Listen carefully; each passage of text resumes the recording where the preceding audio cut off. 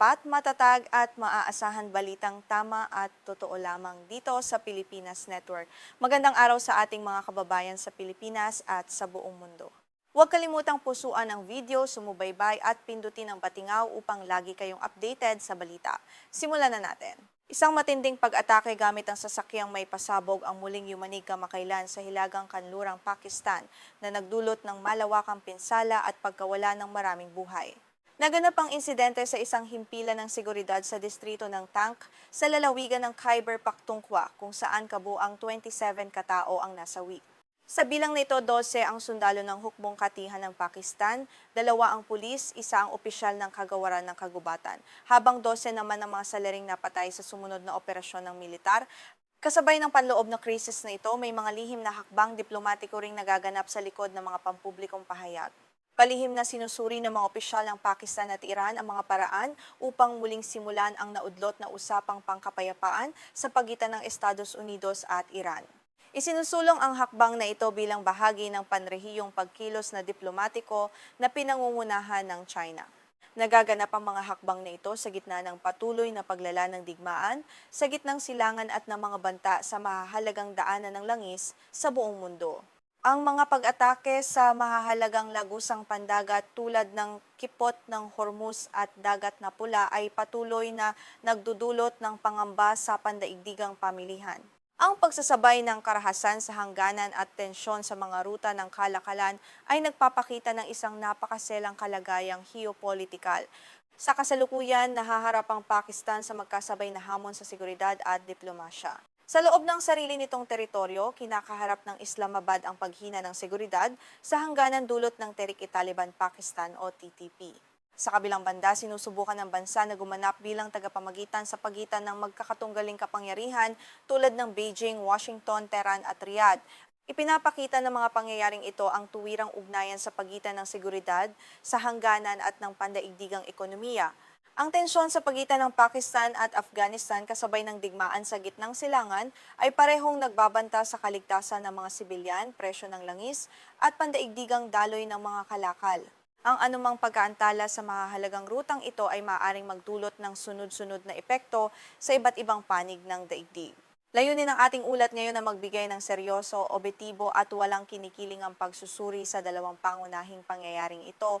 Alamin natin ang mga detalye ng insidente sa distrito ng Tank, ang mga pamamaraang ginagamit sa likod ng lihim na diplomasya at kung paano nakaaapekto ang mga ito sa pandaigdigang kalakalan. Sa pamamagitan ng mga napatunayang datos, titingnan natin ang kabuang larawan ng krisis ng walang pinapanigang alinmang panig. Upang higit na maunawaan ang krisis sa seguridad ng Pakistan, kailangang suriin ng malapitan ang nangyari sa distrito ng Tank sa lalawigan ng Khyber Pakhtunkhwa malapit sa hangganan ng Afghanistan. Naganap ang pag-atake sa isang pinagsamang himpilan ng seguridad na binabantayan ng mga tauhan ng militar at lokal na pulisya. Ayon sa mga opisyal na ulat, nagsimula ang insidente ng tangkaing pasukin ng mga armadong militante ang pasilidad sa kalagitnaan ng gabi. Nang mabigo silang makapasok dahil sa ganting putok ng mga sundalo, ibinangga ng mga salarin ang isang sasakyang puno ng pampasabog na tinatawag ding VBIEED sa panlabas na pader ng himpilan. Dahil dito, gumuho ang bahagi ng estruktura.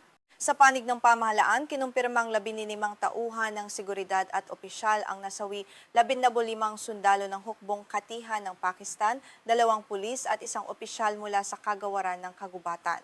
Sa ganting operasyong isinagawa matapos ang pagsabog, 12 salarin naman ang nabaril at napatay ng mga pambansang puwersa ng seguridad. Formal na inako ng Tehrik-i-Taliban Pakistan o TTP ang pananagutan sa marahas na pagsabog. Ang TTP ay isang armadong pangkat na nakikipaglaban sa pamahalaan ng Pakistan mula pa noong 2007. Sa kanilang opisyal na pahayag, sinabi ng grupo na 4 na kasapi nilang handang magpasabog ng sarili ang tuwirang lumahok sa pagsalakay at sa pagpapasabog ng sasakyan. Pagkatapos ng pagsabog, agad na naglunsad ang militar ng Pakistan ng malawakang operasyon sa paghahanap at paglilinis sa buong paligid ng distrito ng Tank. Layunin nitong matunto ng iba pang mga kasabwat at pigilan ang mga susunod pang banta ng pag-atake sa mga kalapit na bayan. Ang tugon ng pamahalaan at militar ng Pakistan sa insidenteng ito ay muling nagpatindi sa palitan ng akusasyon sa pagitan ng Islamabad at Kabul. Matagal nang inaakusahan ng militar ng Pakistan sa pamamagitan ng Inter-Services Public Relations o ISPR ang pamahalaang Taliban na kumokontrol sa Afghanistan ng pagbibigay ng ligtas na kanlungan sa TTP upang makapagplano at makapaglunsad ng mga pag-atake mula sa kabilang panig ng hangganan. Sa kabilang banda, mariing itinatanggi ng pamahalaang Afghan Taliban sa Kabul ang mga akusasyong ito. Iginigiit nilang ang mga pag-atake ng TTP ay isang suliraning panloob sa seguridad ng Pakistan na dapat lutasin sa loob ng sarili nitong hangganan. Sinasabi rin nilang hindi nila pinapayagang gamitin ang teritoryo ng Afghanistan laban sa anumang kalapit na bansa. Ang hindi pagkakasundong ito ay nagbunga ng mas matinding paglala ng mga operasyong militar sa kahabaan ng hangganan. Bilang ganti, naglunsad ang hukbong panghimpapawid ng Pakistan o PAF na mga pag-ataking panghimpapawid sa loob ng mga lalawigan ng Khost, Kunar at Paktika sa Afghanistan. Sinundan ito ng pagpapalitan ng putok mula sa mabibigat na artilyerya sa magkabilang panig. May malinaw na mga datos na nagpapakitang patuloy na lumalala ang karahasan sa buong rehiyon. Ayon sa ulat ng Pak Institute for Peace Studies o PIPS, nakapagtala ang Pakistan ng humigit kumulang 699 insidente ng terorismo sa loob ng isang taon. Katumbas ito ng 34 na bahagdan na pagtaas kumpara sa nakaraang taon at nagbunga ng pagkamatay ng 1,034 katao, kabilang ang 437 tauhan ng seguridad at mahigit 350 sibilyan. Kaayon din ito ng mga natuklasan ng Center for Research and Security Studies o CRSS. Ayon sa CRSS, ang kabuuang bilang ng mga nasawi dahil sa karahasan sa bansa ay tumaas mula 1,620 noong 2024 patungong 2,331 noong sumunod na taon. Kasabay nito, nakapagtala rin ng malaking pagtaas sa mga pagsabog na isinagawa ng mga salaring handang magpakamatay sa lalawigan ng Khyber Pakhtunkhwa, lalo na sa mga distrito ng Bannu at Tank. Ang epekto ng mga labanang ito sa mga sibilyan ay patuloy na nagdudulot ng malaking pangamba sa pandaigdigang pamayanan. Ayon sa United Nations Assistance Mission in Afghanistan o UNAMA, daan-daang sibilyan kabilang ang mga kababaihan at bata ang nasawi o nasugatan dahil sa mga pag-ataking panghimpapawid at pambobomba mula sa magkabilang panig ng hangganan. Nagdulot din ito ng paglikas ng libu-libong pamilya mula sa mga lugar na malapit sa hangganan. Bukod sa pagkawala ng buhay, nagdudulot din ang hidwaan ng matinding pinsala sa ugnayang pangkabuhayan. Ang paulit-ulit na pagsasara ng mahahalagang tawiran sa hangganan tulad ng Torkham at Chaman ay nagpapahinto sa kalakalan ng dalawang bansa at nagiiwan sa libu-libong truck na may dalang kalakal na hindi makausad. Lalo nitong pinatataas ang presyo ng mga bilihin sa mga lokal na pamayanan. Mahalagang tandaan na sa ganitong maselang kalagayan, kailangan pa ng karagdagang pagpapatunay sa ilang detalye. Kabilang dito ang tiyak na pagkakakilanlan ng mga napatay na salarin at ang mga susunod na opisyal na pahayag mula sa pamahalaan ng Afghanistan kaugnay ng pagsabog sa distrito ng Tank.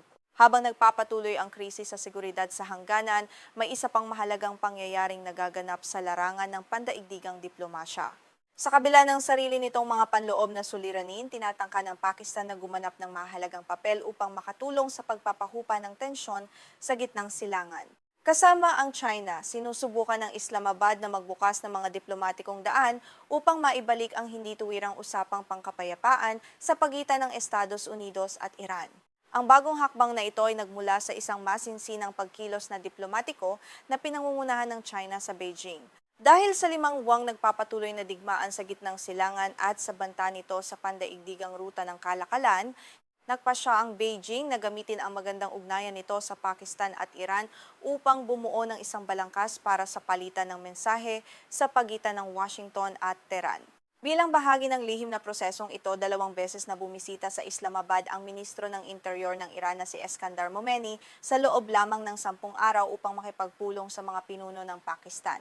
Kasabay nito, nakipag-usap din ang Ministro ng Ugnayang Panlabas ng Pakistan na si Ishaq Dar sa Ministro ng Ugnayang Panlabas ng China na si Wang Yi sa Shanghai upang pagtugmain ang kanilang mga hakbang diplomatiko. Formal na kinumpirma ng Ministry ng Ugnayang Panlabas ng China ang suporta nito sa mga pagsisikap ng Islamabad na mamagitan. Sinabi ng Beijing na patuloy itong gaganap ng aktibo at positibong papel upang makatulong sa pagpapanumbalik ng katatagan at kapayapaan sa rehiyon ng Golpo sa gitnang silangan. Gayunman, mahalagang linawin na karamihan sa mga detalye ng mga negosasyong ito ay nakabatay sa mga ulat mula sa hindi pinangalanang mga diplomatikong sanggunian ng Pakistan. Sa kasalukuyan, wala pang formal na kumpirmasyon mula sa pamahalaan ng Estados Unidos o Iran tungkol sa pagsisimula ng mga pag-uusap. Ipinakikita nito kung gaano kasala ng kasalukuyang yugto ng proseso. Ang papel ng Pakistan sa pamamagitan na ito ay naglalagay sa bansa sa isang napakaselang pagbabalanse ng mga ugnayang geopolitikal. Sa isang panig, malaki ang pagdepende ng Pakistan sa China pagdating sa suportang pinansyal at mga proyektong pang-infrastruktura tulad ng China-Pakistan Economic Corridor o CPEC. Dahil dito, may malakas na dahilan ng Islamabad upang suportahan ang mga hakbang diplomatiko ng Beijing. Sa kabilang panig, mayroon ding napakahalagang makasaysayang ugnayan ng Pakistan sa Saudi Arabia. Umaasa ang Pakistan sa tulong pinansyal at supply ng langis mula sa Riyadh at kamakailan ay lumagda ang dalawang bansa sa Strategic Mutual Defense Agreement o SMDA. Ang labis na pagsuporta sa Iran ay maaring magdulot ng lamat sa ugnayan nito sa pamahalaang Saudi. Kasabay nito, hindi rin maaaring baliwalain ng Pakistan ng Iran dahil magkapitbahay ang dalawang bansa at may pinagsasaluhang hangganang mahigit 900 kilometro ang haba. Ang anumang patuloy na kaguluhan sa lugar ay tuwirang makaaapekto sa seguridad ng Balochistan, kaya kailangang panatilihin ng Islamabad ang pakikipag-usap sa Tehran nang hindi sinisira ang ugnayan nito sa Saudi Arabia at Estados Unidos. May sarili ring mga estratehiko at pang-ekonomiyang interes ang China sa gitnang silangan bilang pinakamalaking katuwang ng Iran sa kalakalan at pangunahing bumibili ng krudong langis nito. Lubos na umaasa ang ekonomiya at mga pabrika ng China sa tuloy-tuloy na daloy ng langis mula sa Golpo ng Persia. Ang mga banta ng pagsasara sa kipot ng Hormuz at Dagat na Pula ay tuwirang nakapipinsala sa kalakalan ng China sa pamamagitan ng pagtaas ng gasto sa pagpapadala at pagkaantala ng mga kargamento. Kaya ang pamamagitan ay hindi lamang usaping diplomatiko kundi isa ring mahalagang pangangailangang pangkabuhayan para sa Beijing. Subalit nahaharap sa mabibigat na balakid ang daan patungo sa kapayapaan. Bago ang kasalukuyang hakbang, nagkaroon na ng isang kasulatang pagkakaunawaan o MOU noong Hunyo sa pagitan ng Estados Unidos at Iran sa pamamagitan ng Pakistan at Qatar. Nilayon nitong magbukas ng 60 araw na panahon para sa negosasyon, ngunit nabigo ang hindi tuwirang pag-uusap dahil sa palitan ng akusasyon tungkol sa mga umano'y paglabag. Lalo pang pinalala ang sitwasyon ng mga kamakailang pagkilos ng kilusang Houthi na sinusuportahan ng Iran mula sa Yemen. Nagdeklara ang grupo ng pagharang sa mga sasakyang pandagat ng Saudi Arabia at umatake gamit ang mga drone at misil laban sa dalawang barkong nagdadala ng langis ng Saudi sa Dagat na Pula. Nagbanta itong lumikha ng pangalawang malaking sagabal sa pandaigdigang supply ng langis. Dahil dito naglatag ang Pakistan ng mahigpit na kondisyon sa pamahalaan ng Iran habang nagpapatuloy ang pag-uusap. Ipinarating ng Islamabad na ang formal na pagpapatigil sa mga pag-atake ng Houthi laban sa Saudi Arabia at iba pang estado sa Golpo ay isang kondisyong hindi maaaring ipagpaliban bago pumayag ang Washington na muling makipag-usap. Upang maunawaan ang tunay na kahalagahan ng mga pangyayaring ito, kailangang suriin ang epekto ng mga ito sa pandaigdigang pamilihan. Ang kipot ng Hormuz at Dagat na Pula ay mahahalagang lagusang pandagat. Sa kipot ng Hormuz pa lamang dumaraan araw-araw ang humigit kumulang 20 bahagdan ng kabuuang supply ng langis sa buong daigdig. Kapag may banta ng pagharang sa mga lugar na ito, agad na nagpapataw ang mga kumpanya ng pagpapadala ng karagdagang singil dahil sa panganib ng digmaan. Ang paglihis ng mga barko patungo sa Cape of Good Hope sa Africa ay nagdaragdag ng 10 hanggang 36 na araw sa biyahe at maaaring magpataas sa singil sa pagpapadala ng mga lalagyan ng kalakal ng 100 hanggang 200 bahagdan. Ang ganitong pagtaas sa gasto sa transportasyon ay tuwirang nagtutulak pataas sa presyo ng langis sa pandaigdigang pamilihan. Kasunod dito, tumataas din ang presyo ng gasolina, kuryente, pagkain at iba pang pangunahing bilihin sa halos lahat ng bansa na maaaring magpalala sa pandaigdigang suliranin sa inflasyon. Ang mga bansang labis na umaasa sa inaangkat na langis tulad ng Pilipinas ang kabilang sa unang nakararanas ng pinsala. Ayon sa mga opisyal na datos mula sa Kagawaran ng Enerhiya o DOE, humigit kumulang 98 bahagdan ng inaangkat na krudong langis ng Pilipinas ay nagmumula sa rehiyon ng Gitnang Silangan. Bukod sa tuwirang pag-aangkat, ang mga pagawaan ng produktong petrolyo sa Singapore at South Korea na pinagbibilhan ng Pilipinas ng mga naprosesong produktong petrolyo ay umaasa rin ng 65 hanggang 90 bahagdan sa krudo mula sa Golpo ng Persia. Dahil dito, ang anumang pagharang sa mga rutang pandagat ay mabilis na nararamdaman sa mga gasolinahan sa buong bansa. Ayon sa mga pagsusuring pang-ekonomiya, Ang bawat $10 na pagtaas sa presyo ng isang bariles ng krudo sa pandaigdigang pamilihan ay maaaring magdagdag ng humigit kumulang 0.5 hanggang 0.6 bahagdan sa pambansang antas ng inflasyon ng Pilipinas. Maaari rin itong magbawas ng 0.2 bahagdan sa pangkalahatang paglago ng ekonomiya at magdulot ng matinding presyon sa halaga ng piso laban sa dolyar ng Estados Unidos. Mararamdaman ito sa pagtaas ng pamasahe, presyo ng pagkain at singil sa kuryente. Bukod sa usapin ng langis, may napakalaking panganib din sa kaligtasan ng mga mamamayang Pilipino. Ang Pilipinas ay isa sa mga pangunahing pinagmumulan ng mga marino sa buong mundo. Dahil sa mga pag-atake gamit ang drone at misil sa Dagat na Pula at Golpo ng Persia, nanganganib ang kaligtasan ng libu-libong Pilipinong marino na naglalayag sa mga rutang ito. Dahil dito, nagpatupad ang kagawaran ng mga manggagawang mandarayuhan o DMW ng mahihigpit na patakaran, kabilang ang karapatang tumangging maglayag para sa mga marinong ayaw pumasok sa mga opisyal na lugar na may mataas na panganib. Gayunman, marami pa rin ang nalalagay sa panganib habang ginagampanan ang kanilang tungkulin. Hindi rin dapat kalimutan ang milyon-milyong Pilipinong manggagawang naninirahan at nagtatrabaho sa lupa sa gitnang silangan. Mula sa rehiyong ito, nagmumula ang mahigit 35 bahagdan ng kabuuang $34 bilyong na taunang salaping ipinadadala sa Pilipinas.